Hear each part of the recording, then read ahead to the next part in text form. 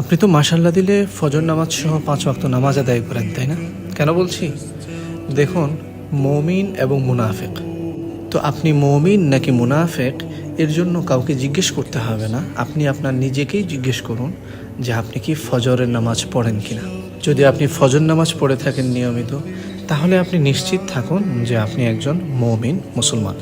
কেননা নিয়মিত ফজর নামাজ আদায় করা, জামাতের সাথে আদায় করা, এটা একমাত্র মমিনের পক্ষেই সম্ভব। এবং নিঃসন্দেহে আপনার মধ্যে আর জান্নাতের মধ্যে দূরত্ব শুধুমাত্র মৃত্যু। আর যদি আপনি নিয়মিত ফজর নামাজ না আদায় করে থাকেন, আপনি মিস দিয়ে দেন, কিংবা আপনার যখন খুশি একেবারে যখন ঘুম থেকে উঠেন তখন আদায় করেন, তাহলে এই বিষয়টা আপনার জন্য একদমই ভালো না। কেননা নামাজ কাজা করা, নামাজ মিস দেওয়া, যখন খুশি তখন পড়া, এটা হলো মুনাফিকের আলামত। তো এখন থেকে খুব সতর্ক থাকবেন। জাযাকুমুল্লাহ খাইর। আসসালামু আলাইকুম ওয়া রাহমাতুল্লাহ।